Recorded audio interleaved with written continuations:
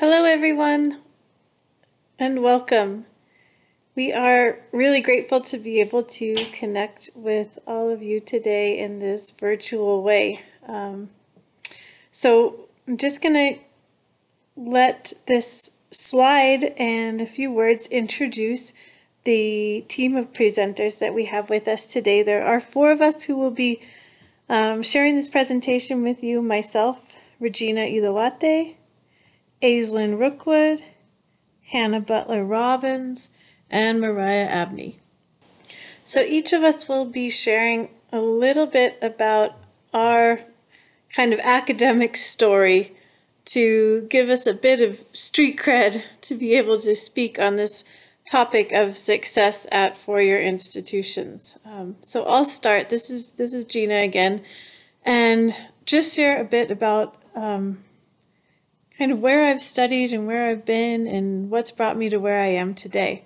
So as an undergraduate, I started at Arizona State University and I studied psychology there and also minored in Spanish, the Spanish language, and eventually ended up studying abroad in Spain and deciding to come back and earn a master's degree in Spanish language and culture. From there, I actually was really stressed out in graduate school and decided that I needed to find some new coping mechanisms on campus to help me get through, and I ended up practicing yoga on campus there and becoming certified as a yoga instructor to share that with others. And in that process, I just realized this deep connection that I had experienced between my own spirituality and wellness, and ended up later on then deciding to study spirituality, which is what I did at Creighton University in Nebraska. So I moved from Arizona all the way to Omaha and studied Christian spirituality at Creighton. At what point I was then working in the community gardens, just having something to do while I was there, and met some professors from the University of Nebraska Medical Center who were asking me how I ended up in Omaha, and I told them the story, and then they said, well, you should come study at UNMC, you should study in public health, and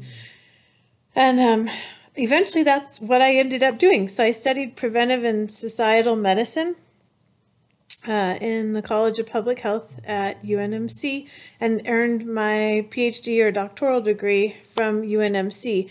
And while I was there, I also took part in an Indian Health Service funded grant program that supported me to earn a graduate certificate in maternal and child health epidemiology from the University of Arizona, which is ASU's rival. But anyway.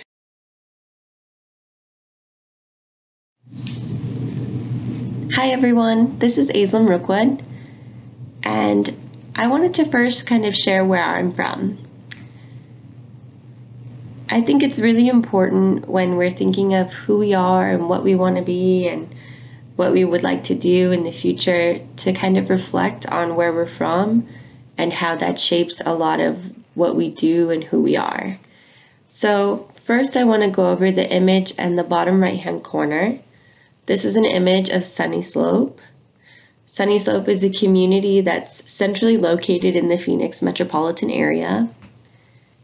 The image of the mountains in the background is actually the North Mountain Preserve. Although it kind of looks like it could be somewhat rural, it's truly in the middle of Phoenix. Oftentimes as a kid, we would hike up that mountain and you can pretty much see from the Cardinals Stadium all the way downtown to the Diamondbacks arena. So it's really right in the center of Phoenix. And then I want to go over the image in the upper left-hand corner.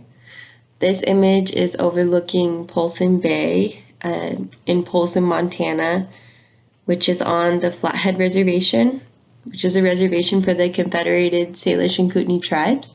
It also includes the Pend Oreille, and this is the homelands of the Ponderay specifically.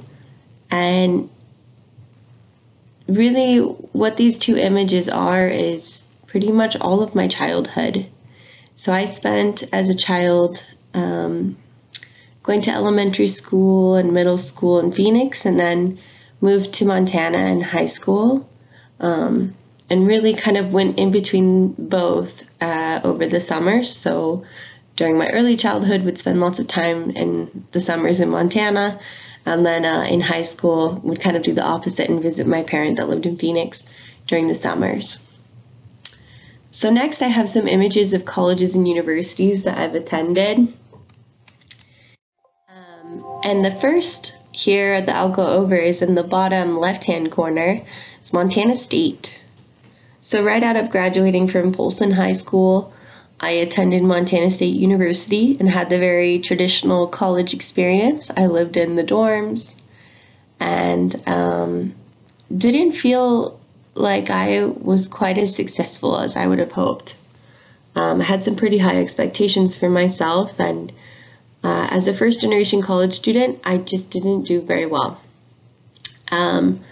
With that, I kind of was a little bit lost about what I wanted to do, and so I decided then to move back to Phoenix, Arizona, and I enrolled in a community college there called Phoenix College.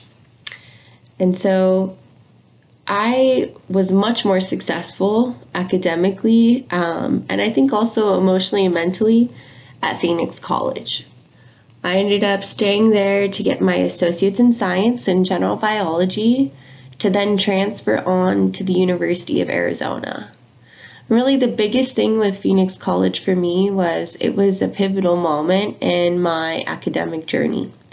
So it really helped form and shape who I was going to become, because I had actually taken a community health course there, and so that was my first introduction to public health, which is now what I study and what my career path is really centered around, is being a public health researcher. So without that experience at Phoenix College, with smaller classes and more one-on-one time with my instructors who are working more directly in their respective fields, I don't know if I would have really found public health. And so from Phoenix College, I transferred to the University of Arizona to finish out my Bachelor's of Science in Public Health. They were the only accredited public health college in the state at the time. And so I went there and I studied environmental health. So environmental health really is kind of this intersection of my interests in health and then also in the environment and the relationship between the two. And at the University of Arizona, I actually decided to stay after my undergraduate and get my master's in public health. I was a part of a 3-2 program there, which is a little different as a transfer student, but they made it work for me and my interests. So I had a wonderful experience at the University of Arizona. And then I moved to Omaha in about 2016, and I've been here, no, actually I believe it's 2015, somewhere in between right there, for my family. And I had been considering continuing on with my public health education, and so I'm currently pursuing my doctoral degree in health promotion and disease prevention research. And it's again kind of building upon my interests that I've kind of briefly gone over before in environmental health, and figuring out how do we get community engaged in environmental health research, and how do we address these major environmental justice issues that happen across the nation and in a way that is community engaged. My name is Hannah Butler-Robbins, and I'm currently a senior at Arizona State University. I'm studying microbiology, and I am an intern through the YES program, studying community outreach and awareness of cancer outreach programs in Indigenous communities. Before this, I was an intern studying immunology and molecular biology of cancer through the University of Arizona. I am a pre-med student, so I'm applying to medical school next year, and previously I did the Summer Health Professions Education Program, or SHPP, through UCLA's School of Medicine, and before that I did UNMC's SHPEP WISH program for high school students, which is a pathway program that leads into full-blown SHPEP. In the future, I hope to pursue a joint MD and PhD. I want to practice clinical medicine, possibly in emergency medicine or surgery, and also do biomedical research that relates to my clinical practice. At some point, I would also like to do research in Antarctica or serve as the station doctor at a research station on the continent. Hi, my name is Mariah Abney, and I am from Omaha, Nebraska, born and raised. I went to Central High School, and that's where I found my opportunity to become a Native American intern at UNMC. My tribe is the Eastern Band of Cherokee, and I am now a part of the YES program, which is Youth Enjoy Science. And graduating high school, I then went to college. So I went to the University of Omaha. And then I also chose to pursue a career through Metro Community College. And at UNO, I am an undergrad pursuing journalism and media communication. And at MCC, I am part of the video audio communication arts. And after I get my degrees, I will then choose to pursue my Master's of Public Health Promotions at UNMC. In the beginning of my UNMC journey, I worked first in Dr. Ming Fong Lin's lab, and then at the end of my senior year of high school, I chose to work in Dr. Yuri Pavlov's lab, and there I became a published author. And then I moved to public health to pursue ways to increase awareness of cancer prevention and cancer resources within the urban Native American community through targeted social media marketing and creative arts. And this is where I kind of found my voice of what I wanted to do, because I both have experience in a lab and out of a lab. So here I kind of am learning to use all of my education through, media arts and visual arts and qualitative data and analysis, and learning how I can increase awareness and resources and prevention in our community, which is super cool to me, to be able to visualize what and where I want to go with my studies. As you have already heard from our personal journeys that we've shared, there's many things you may want to consider when finding a program. Some additional questions to help you find that program that fits you are provided here. So the first step really to ensuring success at a four-year institution is making sure that that four-year institution is the right fit for you. I once heard someone say, when a flower doesn't bloom, you fix the environment in which it grows, not the flower. So part of it is just making sure that that we choose an institution where we feel a sense of belonging, where we fit in, where we get to be ourselves, where we can study what it is we're interested in, where we have the support we're looking for. And that's why all these questions are so important. And from an Indigenous perspective, there are a lot of additional questions, right? I mean, we look at this holistically we need to consider all of these interrelated aspects of where we study and who we are and where we're from and what will create that state of balance for us. And so in doing so, we can kind of consider that from this native wellness model and think about context, you know, will family be around? How will our culture be a part of this? How will work influence our experience or our community, either back home or the campus community? And our history, where are we from? What do we know? What have we lived through and our ancestors and what inspires us? Climate and weather is a big thing. You know, there's a big difference for me between Arizona and Nebraska, that's for sure. So these are all parts of our contextual environment that factor into our success at whatever institution we choose. So we consider context, and then we also consider mind, body, and spirit. So I'm just going to let you take a moment to look at all those aspects of mental wellness and physical wellness and spiritual wellness. And think about how those play out for you at your school, in your program, in the place that you're in.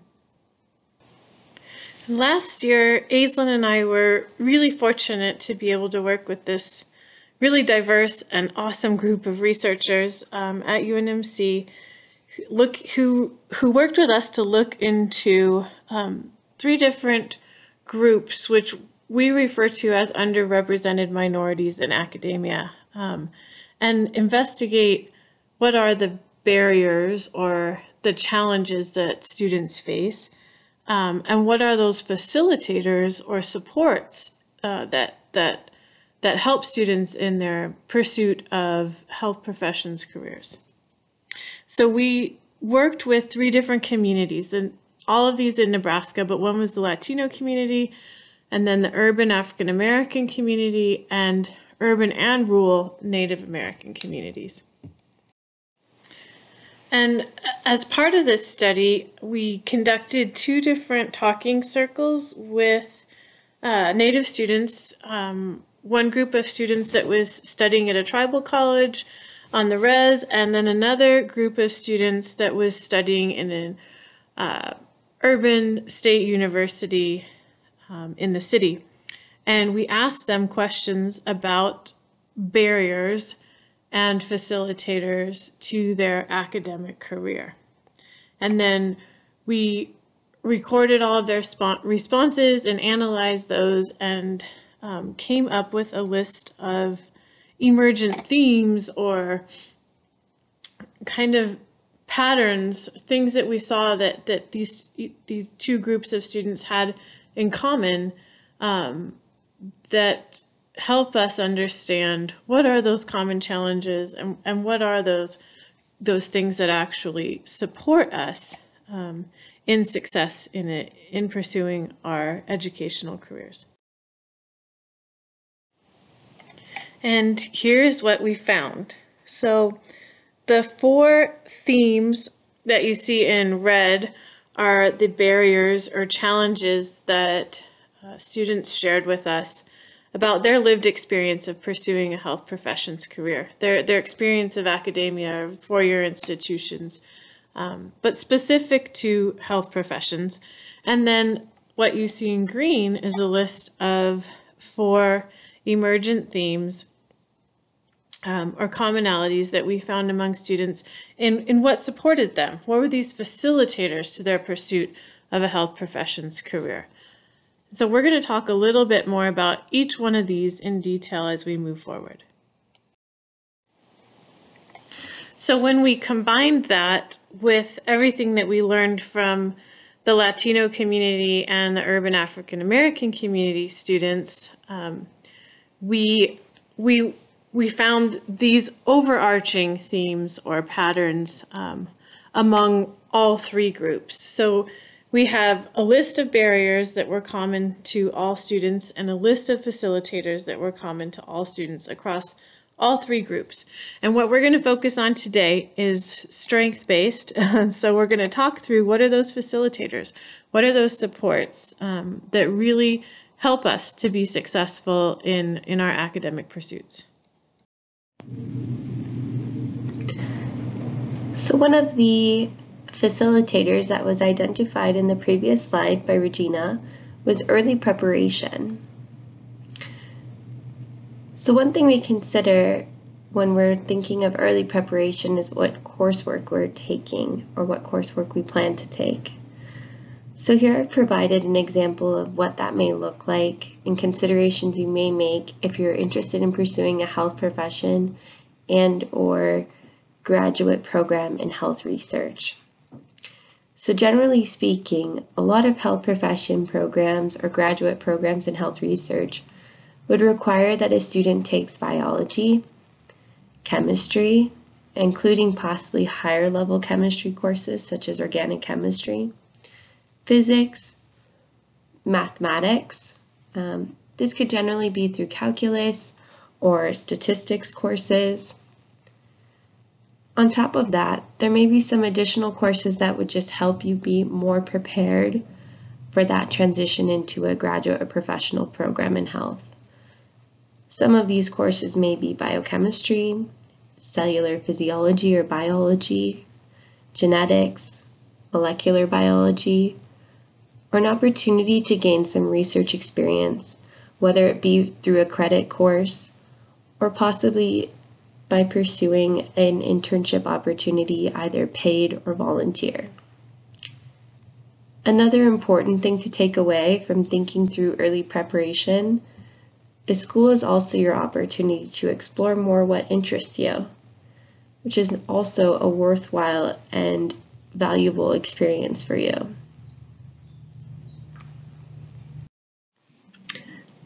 Another facet of early preparation is not only knowing what classes to take, but what academic programs exist. So as you can see here with the example of UNMC, there's several bachelor's degree programs that exist. Oftentimes, there's misconceptions that at UNMC, the only undergraduate program available to students is actually through the College of Nursing as a nursing career. However, there are several other programs that exist, specifically in allied health. A lot of these programs are also as in demand as nursing and pay almost as well. So it's important to really investigate and figure out what courses exist and programs exist that fit your interests. One other facilitator identified in the study was funding.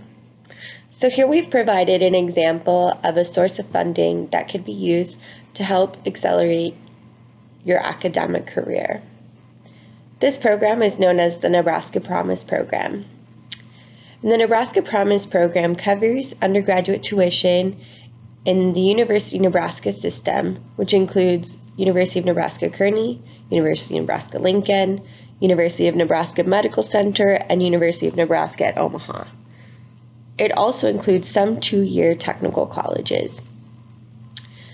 Essentially, the Nebraska Promise Program for qualified students covers tuition, and those qualifications are listed here below. First being the family income of $60,000 or less, determined by the completion of a FAFSA, Nebraska residency, and then being enrolled full-time as an undergraduate student in any of the colleges listed above, as well as maintaining a 2.5 GPA. One of the things that makes this program easier to access is that it actually does not require a separate application than your program application to the universities listed. Another facilitator that was identified in the study was early exposure to learning opportunities. Again, using the example of UNMC, there are several pipeline or pathway programs designed to get students from high school or their undergraduate successfully into a health professions and or graduate program in health at UNMC. As everyone is going to be in the undergraduate realm, We're going to highlight those programs specifically from this slide on the right. The first program is the Summer Health Professions Education Program, also known as SHPEP. It's a free summer enrichment program focused on improving access to information and resources for college students interested in health profession. SHPEP's goal is to strengthen the academic proficiency and career development of students underrepresented in the health professions and prepare them for a successful application and matriculation to health profession schools. SHPEP at the University of Nebraska Medical Center provides scholars with an interest in medicine, dentistry, nursing, and public health with academic enrichment and the basic sciences and math, clinical experiences, career development activities, learning and study skills seminars, and a financial planning workshop. It's important to note that SHPEP pays for all travel, housing, meals, and provides a stipend for the students. This program is open to students who are currently freshmen and sophomores in their undergraduate to apply. The next program I want to go over is SERP. So the UNMC Summer Undergraduate Research Program, also known as SERP, is a collaboration between UNMC departments, institutes, colleges, student services, and graduate specialty areas to provide summer opportunities for undergraduate students to become members of research teams and discover firsthand the broad spectrum of research activities occurring at UNMC. Each summer, there are 80 to 100 positions available for talented undergraduate students to be mentored by awarded faculty. These full-time research positions are primarily in research laboratories where students work with team members on an ongoing research project. SERP students attend weekly seminars provided by UNMC researchers to enhance their knowledge about research careers and the variety of research at UNMC. These laboratory experiences obtained by students enhance their competitiveness for later admission to graduate and/or health profession programs at UNMC. Again, this is a paid research opportunity where students receive a stipend, and it's an experience that's a 10-week full-time research placement during the summer. So it also provides you full-time employment during the summer. Then there's also Youth Enjoy Science. So Youth Enjoy Science is a research education program funded by the National Cancer Institute that encourages partnerships between biomedical scientists, science educators, and community leaders for cancer education and prevention. The YES program also aims to increase the number of Native American cancer research and healthcare professions. High school and undergraduate college students with Native American ancestry can participate in cancer research internships at the Fred and Pamela Buffett Cancer Center here in Omaha, or in the College of Public Health here again in Omaha, the UNMC campus. These are also paid research experiences as well. As mentioned in the previous slide, the Youth Enjoy Science, or YES program, is funded by the National Cancer Institute. I think it's important to provide context as to why that is. So through these graphics provided by the American Indian Cancer Foundation, we can see that cancer is a major public health concern amongst American Indians and Alaska Natives, being the #1 cause of death for women and the #2 cause of death for men across the nation. Moreover, one of the most startling facts is that cancer death rates for American Indian and Alaska Natives have increased over a 20-year period, while decreasing for most other groups, including whites, over the same time frame. Cancer statistics can further vary by distinct regions, making it a significant public health concern to locally here in the Northern Plains region. knowing these facts, what can we do? So the National Cancer Institute outlines 4 different areas in which we can address cancer disparities, such as those seen on the previous slide. One such area is clinical trials that include a diverse population that's reflective of the U.S. population. Another is basic clinical and epidemiological research, which the National Cancer Institute aims to fund through various research awards. Another is programs that address cancer care delivery, specifically in diverse communities. And lastly, training to increase diversity in the cancer and cancer disparities research workforce.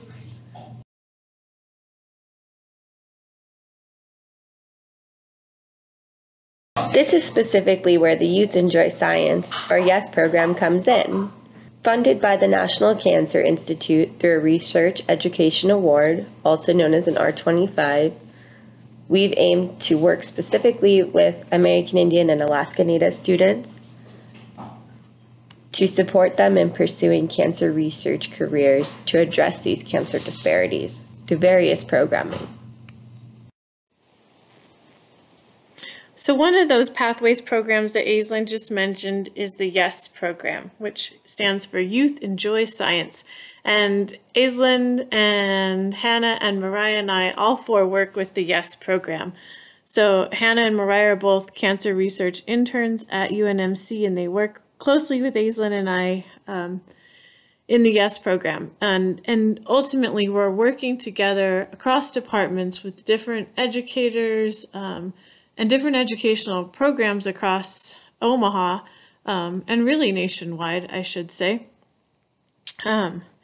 with different scientists and community leaders to support opportunities for our interns and other students to experience the sciences and experience research and have these experiences in their academic pathway that lead to that next step and help figure out what's that next right step, or what the right fit is, and what their interests are and what they're capable of.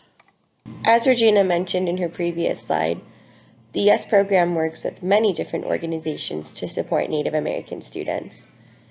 These organizations can be seen on this slide listed. And we know that one thing that supports our students is culturally relevant curriculum, culturally relevant mentoring, and just overall culturally relevant support. So that is one of our aims of the YES program. And I'm going to share with you a little bit about what that looks like. And this gives an introduction to a lot of the awesome people, including Hannah and Mariah, who work with us in YES research labs and out in the community in internships, researching cancer in so many different ways. So I'll give you a moment to check this out and see what people have been up to and supported to do through the YES research program.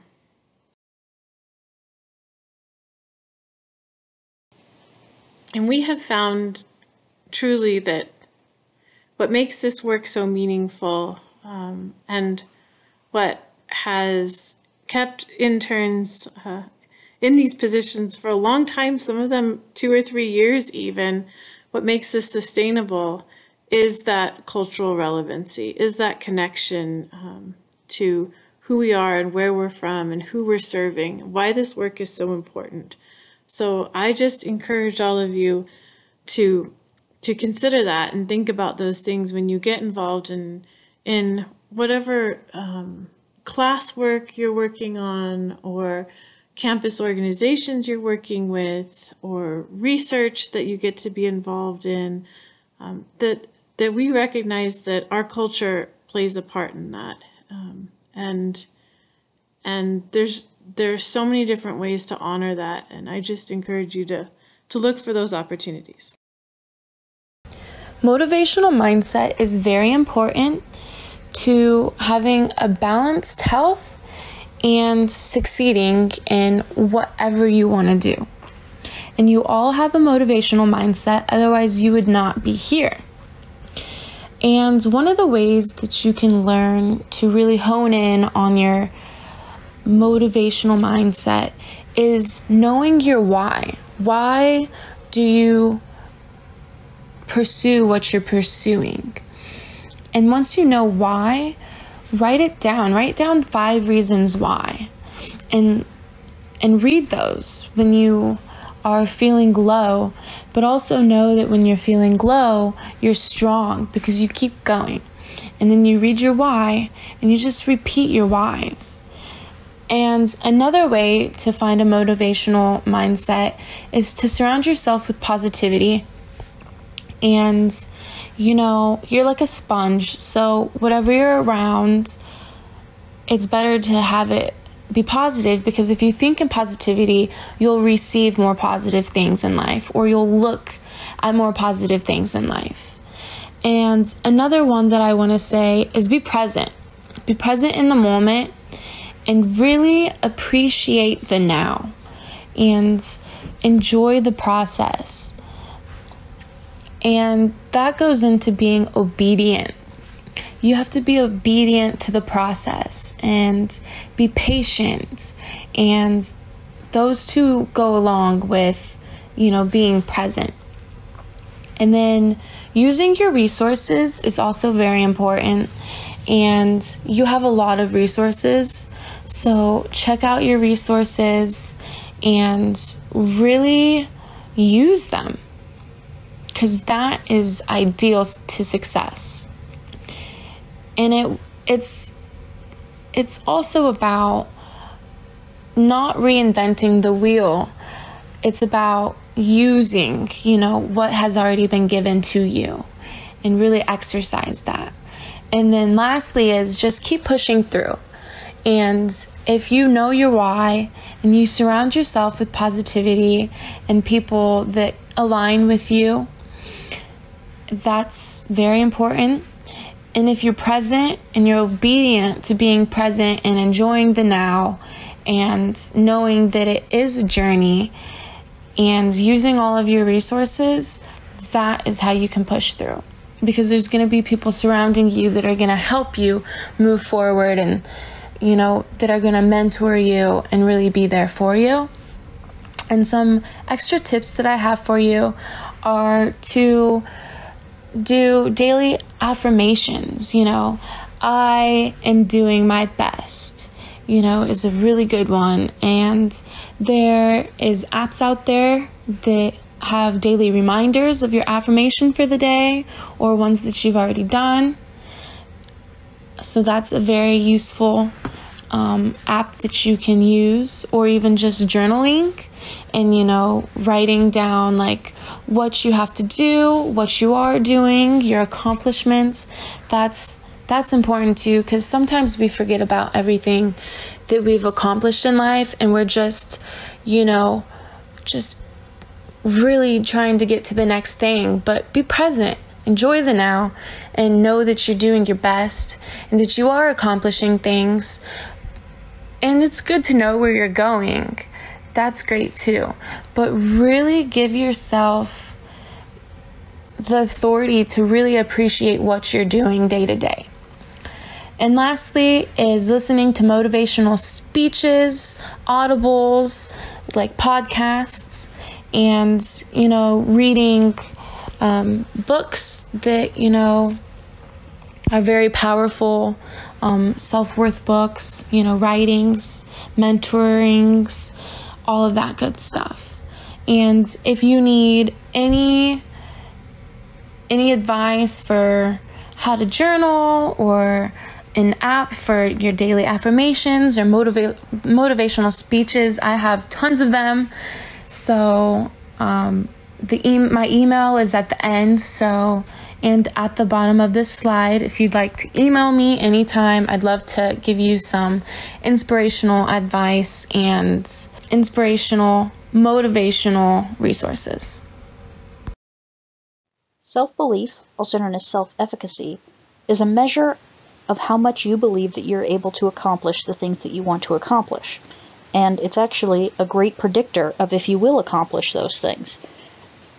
A higher sense of belief in yourself equates to a greater likelihood of achieving the things that you want to achieve. Now, it's not a set benchmark, and there are plenty of ways to improve your sense of self-efficacy.